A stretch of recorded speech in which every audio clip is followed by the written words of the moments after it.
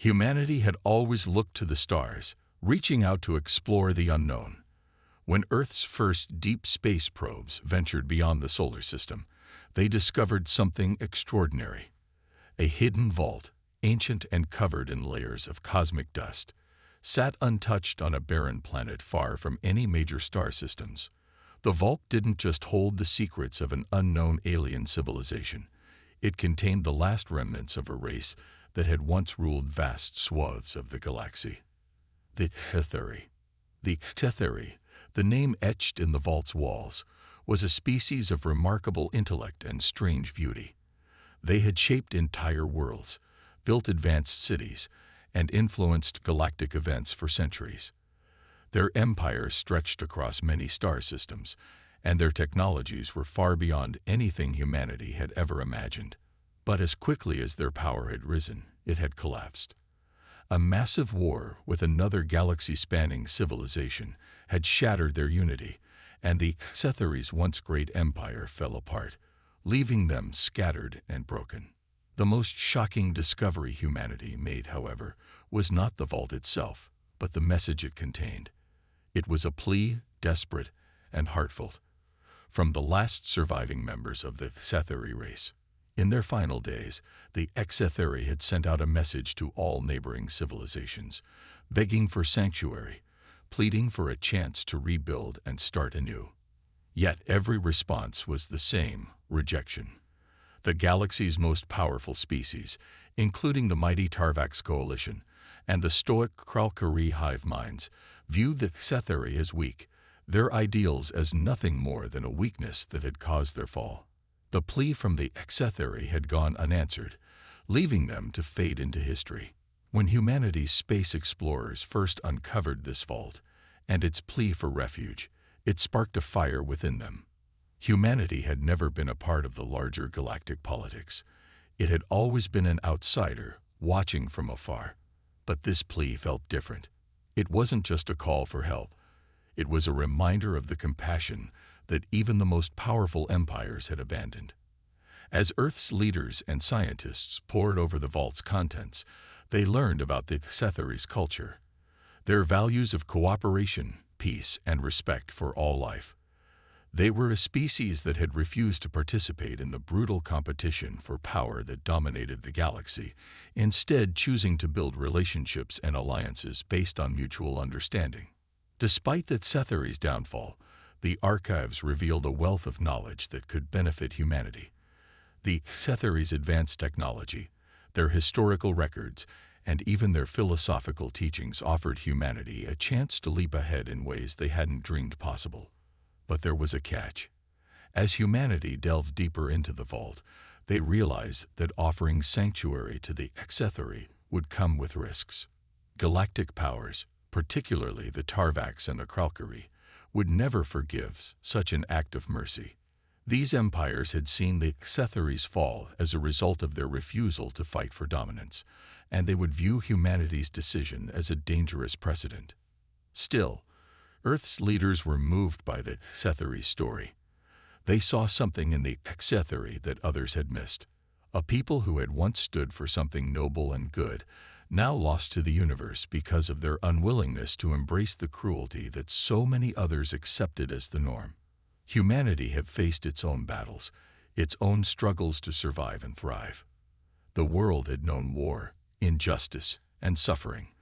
But humanity also had something that HFY had not: a chance to change things. A decision was made. Against the wishes of many powerful voices in the galaxy, humanity would offer the HFY sanctuary. They would welcome the forgotten race, offer them protection, and give them a place to rebuild their lives. It was a bold move, and the consequences would be immense. But humanity believed in second chances, in the power of mercy and compassion, and in the idea that sometimes the greatest strength came not from dominance, but from kindness. The first contact between humanity and the HFY was made with great care. Representatives from Earth traveled to the HFY's hidden world, standing before the last remaining members of the species, a small group of survivors. They were not the mighty rulers they once had been, but broken people, lost and alone. Their leaders, long gone, had perished in the war that destroyed their empire. The Scifi looked at the humans with wary eyes, unsure of their intentions. They had heard the promises of protection before, only to be abandoned when they were no longer of value. But this time was different. Humanity's offer was genuine, and the Scifi could feel it in their bones. Slowly, cautiously, they accepted the offer of sanctuary, grateful for the opportunity to rebuild. They had no idea what the future would hold, but for the first time in a long while, they allowed themselves to hope. The first step had been taken. Humanity had chosen to shield the Scifi, and in doing so, had made a bold statement to the galaxy. Compassion, not cruelty, would be their guiding principle. But as the Scifi began to settle on Earth, a storm was brewing in the galaxy, and it would soon come knocking on humanity's door. The story of the Scifi's return was only beginning, and the challenges that lay ahead would test humanity in ways they could not yet imagine. The news spread across the galaxy like wildfire. Humanity, the new player in the cosmic arena, had chosen to offer refuge to the Scifi, a species rejected by every other advanced civilization. While many humans on Earth stood proud of their decision, believing they were doing what was right, the response from the galactic community was less than welcoming. The Tarvax Coalition, a powerful and ruthless military empire, was the first to make their displeasure known. Their leaders, hardened by centuries of war and conquest, saw mercy as a weakness, something that could be exploited. To them, the Scifi were a symbol of failure, a race that had once controlled vast star systems, only to fall because of their refusal to fight for dominance. The Tarvax Empire had never believed in mercy, only in strength, and the idea that a species as young as humanity could choose to protect the Scifi filled them with disgust. The Kralkari, a cold and calculating species that operated as a collective hive mind, viewed the Scifi with indifference. To them, emotions like mercy were a hindrance, and survival depended on efficiency, logic, and control. They saw no value in protecting a race that had shown weakness, and they saw humanity's decision as a foolhardy move that could destabilize the entire galaxy. Their spies monitored Earth closely, waiting for any sign that the human alliance with the Scifi would crumble, hoping for the day when humanity would fall back in line with the galaxy's more pragmatic approach. As the galaxy's major powers sent their messages of disdain, the leaders of Earth faced mounting pressure. For the first time in history, a decision made by humanity was being scrutinized on a galactic scale. Earth's leaders gathered in the United Nations New Space Council, the global body that now oversaw humanity's interactions with the rest of the galaxy. The meeting was tense, and the weight of the galaxy's disapproval hung heavy in the room. "We knew there would be consequences," President Clara Martinez said, her voice steady but filled with resolve. "But this is the right choice. The Scifi are not our enemies. We will not abandon them." The council members nodded in agreement, but the reality of their decision was settling in. They had offered protection to a race that had once been powerful, but was now weakened and broken. The Scifi had only a handful of survivors, and their once great technological advancements were now far behind the more advanced empires. They had no military strength to speak of, only their knowledge, which could either be a treasure or a danger, depending on who controlled it. The Tarvax Coalition, meanwhile, began sending covert messages to Earth, warning them to expel the Scifi or face retaliation. "Your compassion will be your undoing," one of the messages read. "You have made a foolish choice. There is no place for weakness in the galaxy." Humanity ignored these threats, but the pressure was beginning to build. The first attacks were subtle. Sabotage on Earth's space stations, mysterious disruptions in communication systems, and strange disappearances in human colonies on the outer planets. At first, these incidents were written off as accidents, but as they grew more frequent, it became clear that something more sinister was at play. The Scifi, though they had accepted Earth's protection, could sense the growing hostility. They understood what was at stake. They knew their presence was a source of tension, but they had little choice. They were a dying race, and humanity's offer was their last chance at survival. The Exetheri offered their knowledge freely, hoping to contribute to humanity's progress. They shared secrets of energy manipulation, advanced medical technologies, and forgotten philosophies that had once shaped their golden age. Yet even with these gifts, humanity's decision to protect them remained a burden. Meanwhile, back in the Galactic Council, whispers began to spread about the growing alliance between humanity and the Exetheri. While many were still critical, there were some who began to take notice of Earth's unusual stance. Some species, like the peaceful Hikari, expressed curiosity, while others, like the rebellious cliques, began to see the potential for new alliances. A few even saw humanity's compassion as a glimmer of hope, a chance for something better than the endless cycle of war and dominance that had characterized galactic history. But the larger powers, the Tarvax, the Kralkari, and the Vok, a warlike race of cybernetic warriors, were unmoved. The idea that mercy and kindness could have a place in the galaxy was anathema to them. They began to rally other races to their side, building a coalition that would pressure Earth to abandon the Exetheri or face the consequences.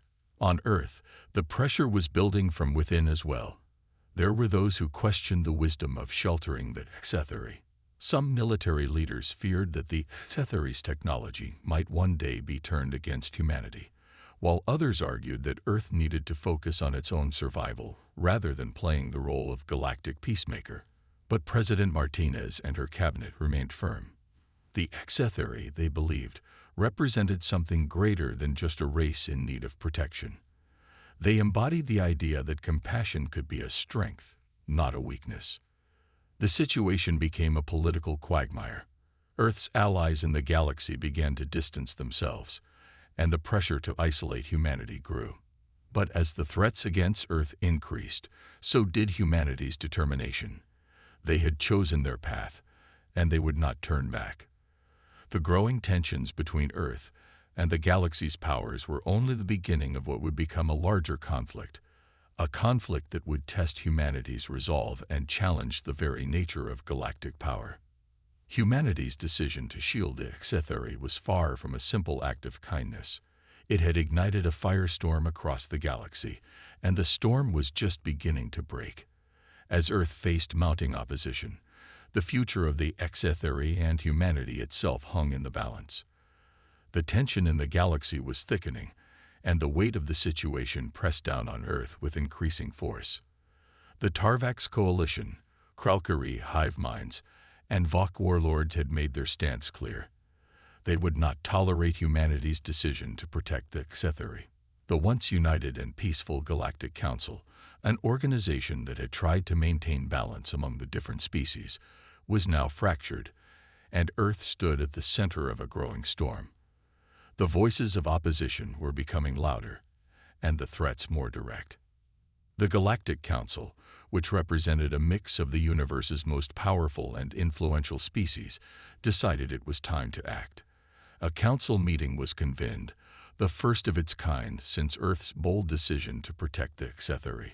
Representatives from the Tarvax coalition, the Kralkari, and other galaxy-spanning empires arrived in force, bringing with them demands that Earth relinquish their sanctuary for the Exetheri or face the consequences.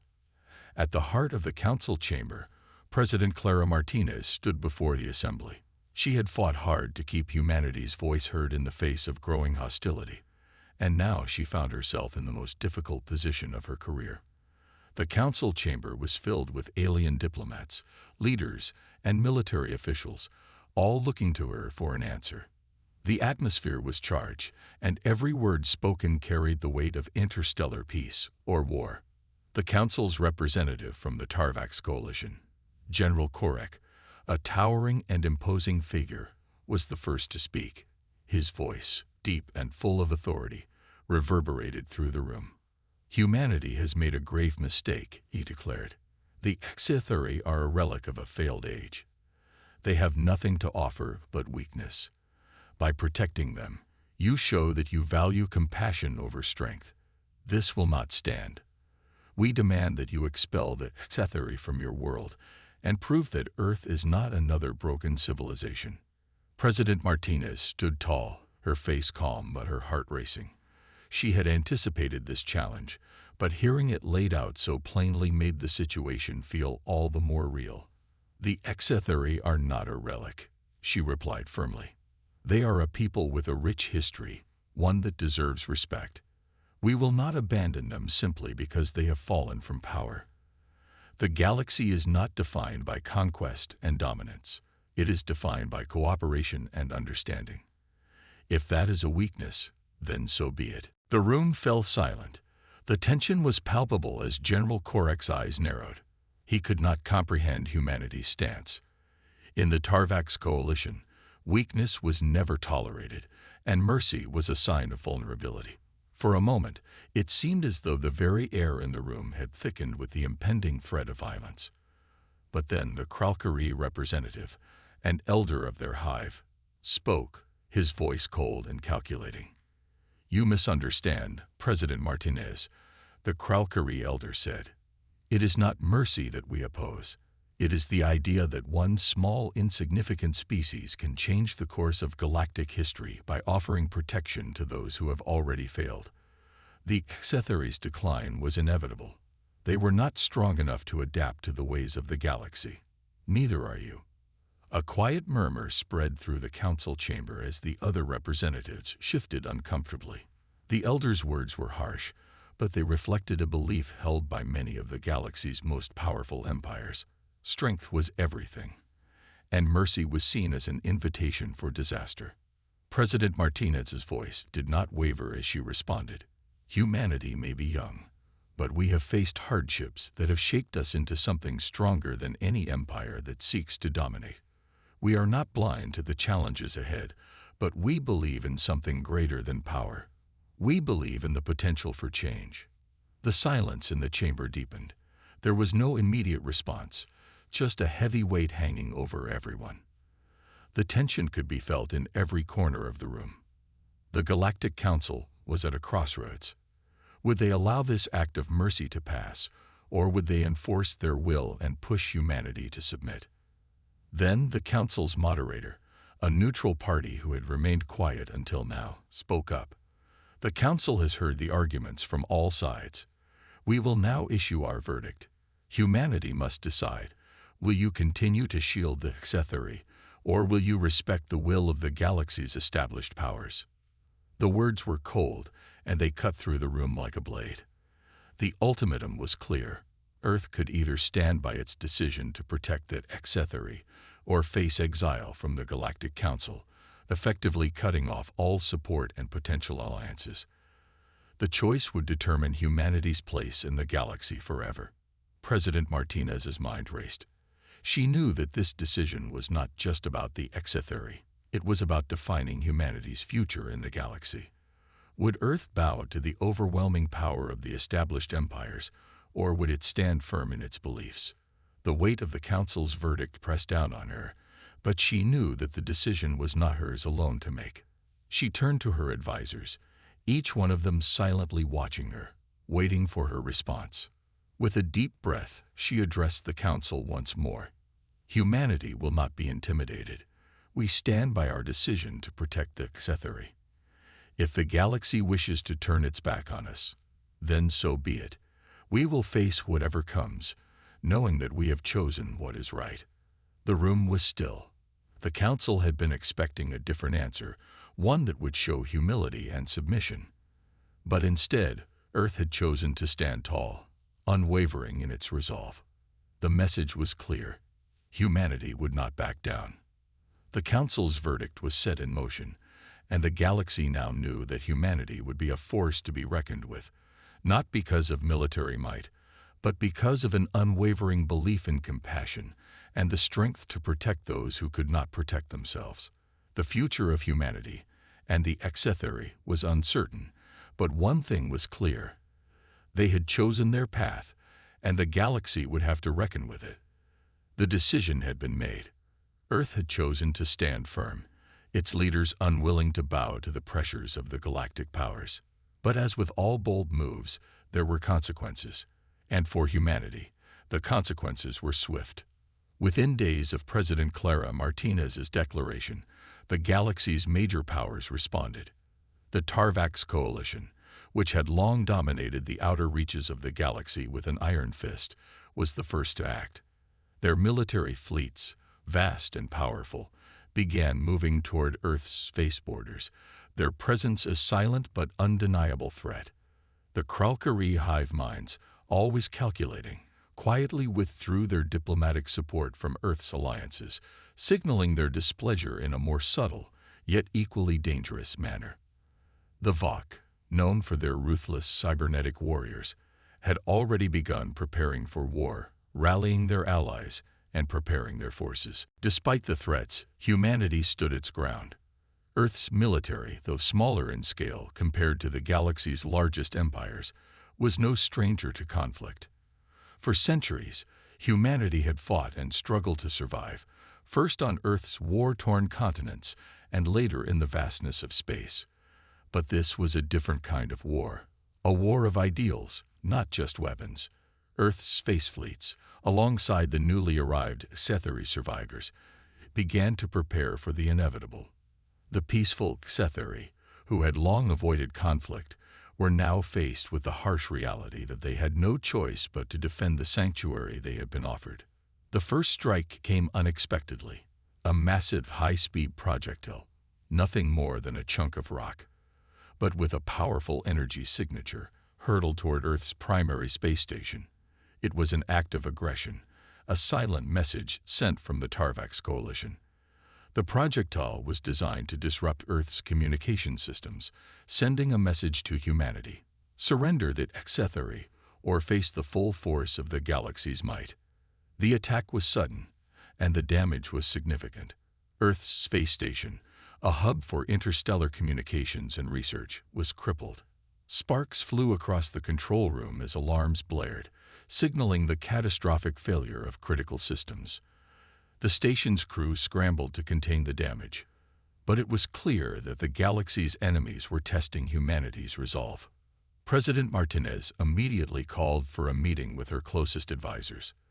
The message was clear: Earth had been attacked, and the galaxy's powers were taking their first steps toward retaliation. The question now was how to respond. What do we do now? General Isaac Lin, Earth's chief military strategist, asked, his voice tight with frustration. We've been struck, and they're only getting started. If we don't act, the whole galaxy will see us as weak. Martinez leaned forward, her expression determined. We will respond, but we won't fall into the trap of violence for violence's sake. This is a test of our strength, but also our principles. The Scifi are not the enemy here. They are under our protection. Our response will show the galaxy what humanity stands for. Meanwhile, in Earth's outer colonies, Scifi leaders began to rally their people. The Scifi were not warriors by nature, but their once great empire had provided them with an understanding of strategy, defense, and resilience. Under the guidance of their surviving elders, they worked alongside humanity's forces, preparing their own defenses and assisting in the repair of Earth's crippled space station. The Scifi's vast knowledge of energy manipulation, once used to power their ancient cities and ships, became a valuable resource for humanity. They worked together to reestablish communication with Earth's fleet, while also developing defensive measures that utilized the Scifi's expertise in energy shielding and advanced technology. But even as humanity and the Scifi worked tirelessly to prepare for what was coming, the galaxy's other powers were already moving. The Tarvax Coalition's fleet was on its way to Earth's outermost colonies, a direct threat to the fragile peace that had been built. The Kralkari hive, too, had begun to deploy its agents to monitor Earth's movements, searching for any sign of weakness to exploit. The stakes were higher than ever. Earth had to balance its need for defense with the desire to maintain its principles. If humanity chose to strike first, it would risk becoming just another empire in the galaxy, driven by violence and the pursuit of power. But if they did nothing, the galaxy would see them as weak, a race that couldn't protect its own or its allies. In the midst of all this, a mysterious figure emerged. The lone representative from the peaceful HFY species, known for their wisdom and diplomacy, arrived at Earth's capital. Ambassador Lyanna, an experienced negotiator, had been sent to Earth with a message from a small group of species who believed in humanity's ideals. They saw the potential for a different kind of galaxy, one where compassion and cooperation could thrive. The HFY, along with a few other like-minded species, were prepared to offer their support, if humanity could hold firm in the face of the storm. Ambassador Lyanna spoke with President Martinez in a private meeting, urging her to remain resolute. "The galaxy is watching, President Martinez. You have shown the galaxy a new path, one that many do not want to see succeed. But if you hold strong, there will be others who will join you. The HFY are not just a burden. They are the first step in something greater." The pressure was mounting, and the future was uncertain. Earth's position was clear, but the cost of standing by the HFY was growing. As the first strike had shown, the galaxy's powers would stop at nothing to maintain their dominance. But Earth had already made its choice, and the path ahead would be fraught with challenges. The clock was ticking. Humanity had to prepare for what was coming, whether it was war, peace, or something in between. And as the galaxy watched, one thing was certain. Earth had sparked a conflict that would shape the future of the universe itself. The battle lines were drawn. Earth had chosen its side, and the galaxy had made its feelings clear. The conflict had only just begun, but the stakes had already risen to unimaginable heights. Humanity, with the help of the HFY, was preparing for the worst, but they knew that the road ahead would be treacherous. The first attack had shaken Earth's defenses, but it had also sparked something in the hearts of the people, a determination to prove their worth. President Clara Martinez stood in the command center of Earth's flagship, the Elysium, her gaze focused on the stars ahead.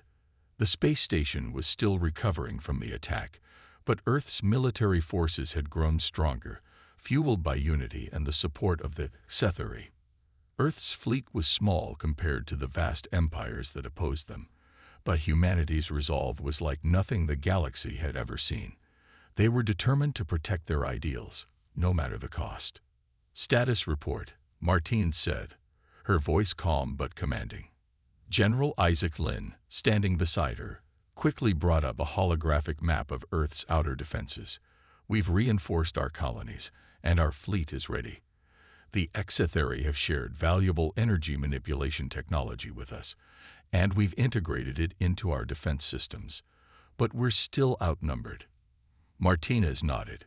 She knew they were facing overwhelming odds, but she refused to let fear take hold.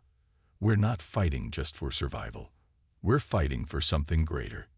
As Earth's fleets continued their preparations, news came from the front lines.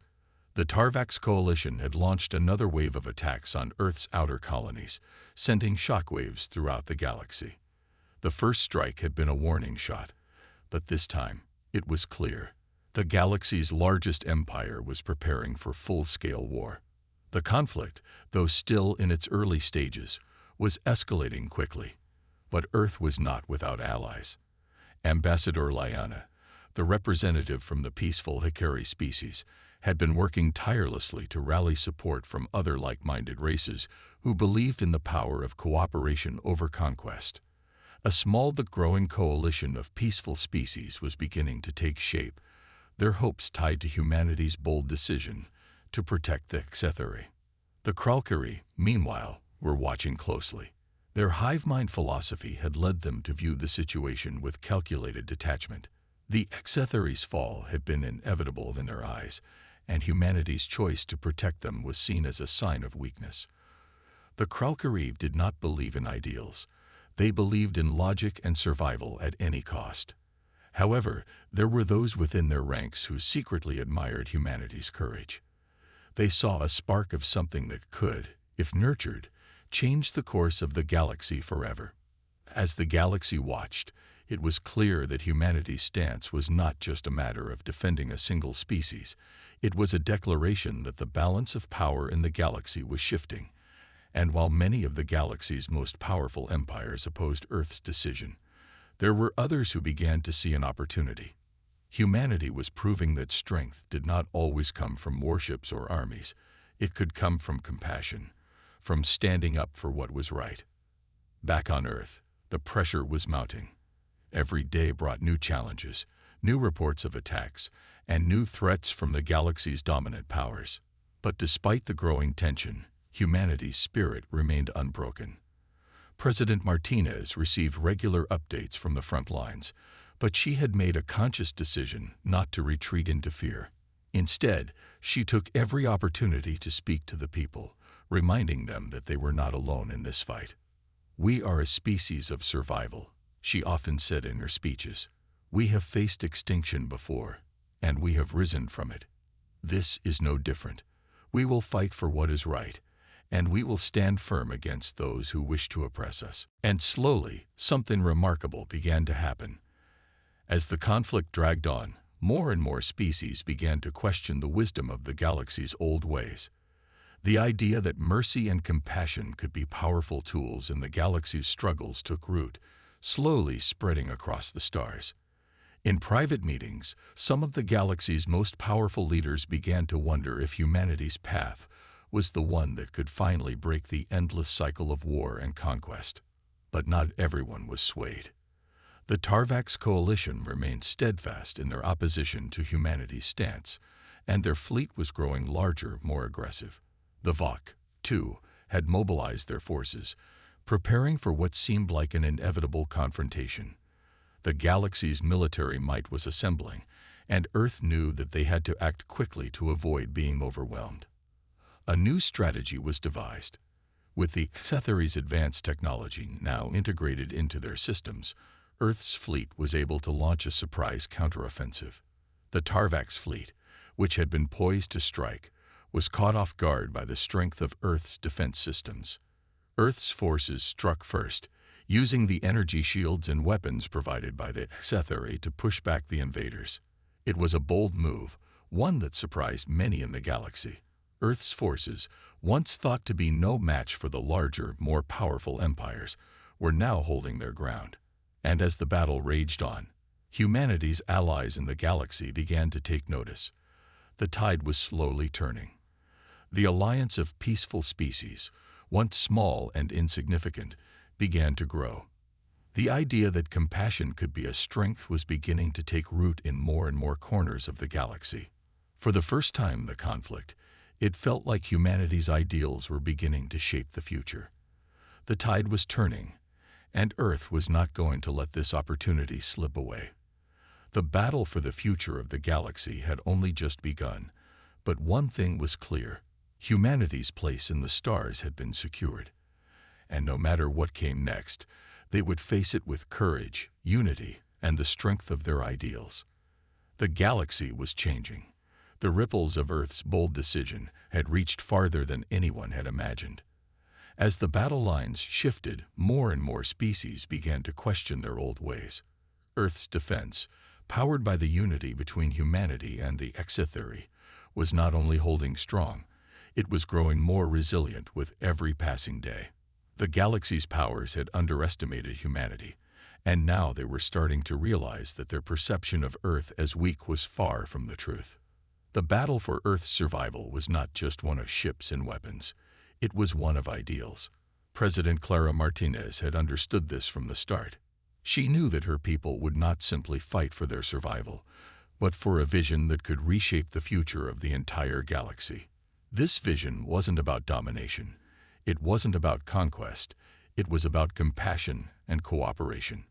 A vision that the galaxy's most powerful species struggled to understand.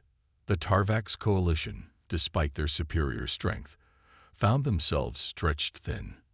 Their once unstoppable fleet, poised to crush humanity's resistance, was now facing the unexpected.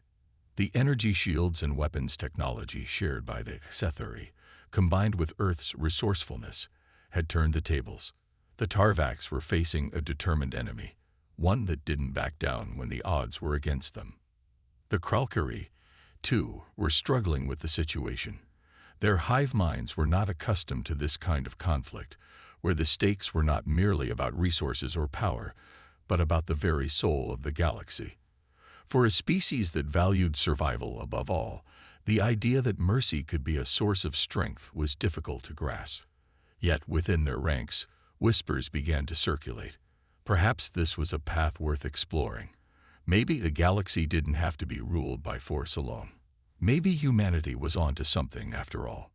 On the front lines, General Isaac Lynn watched as Earth's fleet and the Exitheri worked side by side, their ships gliding through the stars in perfect harmony. They were no longer just two separate species. Humanity and the Exitheri were becoming one unified force, a symbol of what the galaxy could be if all races worked together. General Lynn knew the road ahead was still fraught with danger, but for the first time in a long while, he felt a sense of hope. "We're holding them back," Lynn said, his voice steady as he looked at the holographic display of the battlefield. "But they'll be back. The Tarvacs won't give up. They think this is just a phase, something we'll eventually regret." President Martinez, standing beside him, nodded thoughtfully. "Maybe they'll regret it, General. But we won't. We'll keep fighting, not just for Earth, but for the Exitheri, and for anyone who believes that the galaxy can be something different." As Earth's fleets pushed back against the Tarvacs, news from the diplomatic front was equally encouraging. The Hikari, who had long championed peaceful solutions, were not alone in their support of Earth. More species, once silent and distant, began to speak out, offering support for the protection of the Exitheri. The small alliance of peaceful species, once seen as a fragile hope, was now a growing force. Their voices, united with humanity's, were beginning to make an impact on the galaxy's power structure. The Kralkari, in particular, were facing internal unrest. Their hive mind, once unified in its dismissal of humanity's ideals, was beginning to show signs of fragmentation. Some within their ranks had started to argue that perhaps the galaxy didn't need to be ruled by the strongest, but by those who had the courage to care for others. These voices, though small, were growing louder.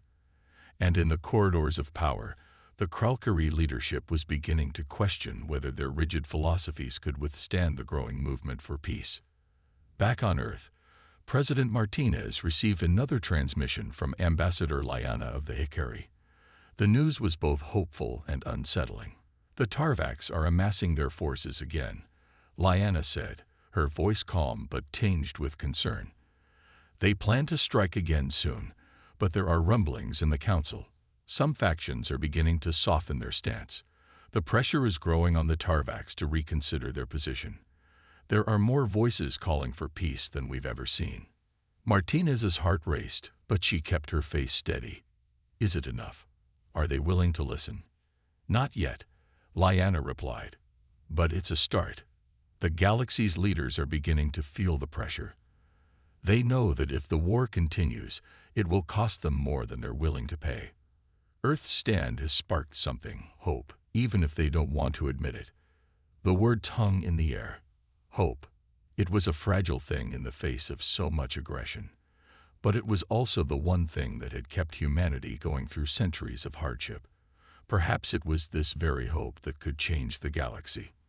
Perhaps this war wasn't just about the survival of Earth or the Exitheri, but about the survival of a dream. A dream of unity in a galaxy torn apart by conflict. As the days passed, the pressure mounted. Earth's defenses were stronger than ever, but so too were the forces arrayed against them. The Tarvacs, the Kralkari, and the Vok were not going to relent easily. And yet, as the war raged on, humanity's resolve only seemed to grow. They had proven that they would not back down, no matter the cost. The galaxy was watching, and though they could not yet see it, change was already underway. The final battle was approaching. Earth and its allies had no illusions. They knew that the galaxy's powers would not give up without a fight. But with every passing day, the whispers of peace grew louder. The tides of war were beginning to turn, and Earth was no longer fighting alone. The question remained, would the galaxy embrace change, or would it continue down the path of destruction? The answer would come soon enough, but for now, humanity's fight was not just for survival. It was for the future, for a future where compassion and unity could thrive among the stars.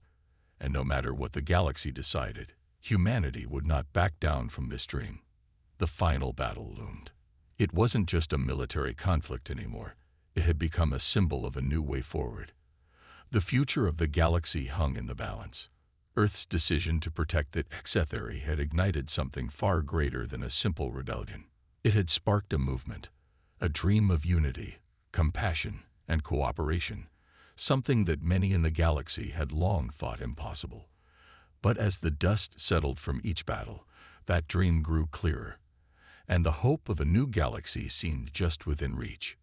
President Clara Martinez stood in the command center of the Elysium, gazing out at the stars. The fleet was ready, but there was more than just military strength behind them. Earth had done the unthinkable. It had refused to submit to the pressure of the galaxy's most powerful empires. It had chosen to stand for what was right. And in the process, it had begun to change the way the galaxy viewed strength. "We're ready," General Isaac Lynn said, his voice calm, though there was a hint of tension beneath the surface. "The fleet's in position. We got our defenses up, and the Scifi are fully integrated into our systems. We've made it this far, but the next strike will be the real test." Martinez nodded, her face set in determination. "We're not just fighting for Earth. We're fighting for the future. We've shown the galaxy that we won't back down, and now we need to show them that a new way is possible." It had been a long journey to this point. From the first strike by the Tarvax coalition to the surprise counteroffensive led by Earth and the Scifi, humanity had endured test after test. But every challenge had brought them closer to their goal, a peaceful galaxy where species of all kinds could coexist without fear of oppression or war. In the weeks leading up to the final confrontation, the galaxy had been watching. The Tarvax had gathered their fleets, preparing for one last push to crush the rebellion. The Kralkari, while still not fully aligned with Earth's ideals, had sent diplomats to the peace talks. The Vok, too, had begun to show signs of reluctance. The ongoing war was costly for all sides, and slowly but surely, cracks began to appear in the old power structures.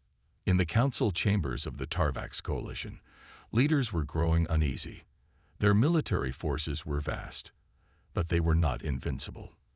The galaxy was no longer simply a place of domination by the strongest. It was a place where ideals mattered, where alliances were built on trust, not just power. And as the final battle approached, the leaders of the Tarvax coalition began to realize that they were no longer dealing with a weak and isolated species, but with a powerful and determined force that refused to submit to the old ways. Ambassador Liana, the representative from the Hikari, arrived at Earth's capital with news that would change everything. "The Tarvax are prepared to speak," she said, her voice steady but filled with anticipation. "They've agreed to open talks. The pressure has become too much for them to ignore. There are those within their ranks who now see the value of what humanity has been fighting for. They're ready to listen." It was a moment of hope that no one had dared to dream of. After months of conflict, the Tarvax were willing to come to the table, not as conquerors, but as equals. It was a victory, but it was not yet the end. The final battle still awaited, and the galaxy's future still hung in the balance. President Martinez knew that the coming talks would be crucial. This was not just about ending the war. It was about creating a lasting peace, a peace built on the principles that humanity had fought for all along: compassion, cooperation, and understanding. The peace talks were held aboard the Elysium, with representatives from Earth, the Scifi, the Tarvax coalition, and several other species who had joined the movement for peace. The room was tense, but the atmosphere was different from the harsh, competitive nature of past negotiations. There was a sense of hope in the air, as if the galaxy was on the brink of something new. The Tarvax delegates, once cold and distant, now appeared uncertain. They knew that this was not just a negotiation for terms, it was a chance to reshape the galaxy itself. The old ways of conquest and dominance had been challenged, and the idea of a galaxy built on mutual respect and unity was gaining traction. The negotiations were difficult, filled with disagreements and heated discussions, but every time the room seemed ready to explode, humanity and its allies reminded the Tarvax of one simple truth: the galaxy could not continue on the path of destruction. The costs of war were too high, and slowly, reluctantly, the Tarvax began to see that peace was the only way forward. Finally, after days of tense negotiations, an agreement was reached. The war would end. The Exithari would be protected, and the galaxy would begin a new chapter, one where strength was not measured by military might, but by the ability to work together for the greater good. The news spread quickly across the galaxy. The leaders of the Kralkiri, the Vok, and other species who had watched from the sidelines now came forward, offering their support for the peace agreement. Earth had done the impossible. It had brought a divided galaxy together, not through war, but through the power of unity and compassion. As the peace agreement was signed, President Martinez stood before a crowd of allies, her voice filled with pride. This is not just a victory for Earth. It is a victory for every species in the galaxy who believes that we are stronger together than apart. Today, we begin a new era, a peaceful era. And this is just the beginning. The stars above Earth seemed to shine a little brighter that day. The galaxy was forever changed, and humanity had not just survived. It had transformed the future of the entire universe. The dream of a galaxy united in peace had become a reality. And as the echoes of that new dawn spread across the stars, humanity knew that it had earned its place in the cosmos, not by dominating, but by lifting others up and proving that there was always hope, even in the darkest of times.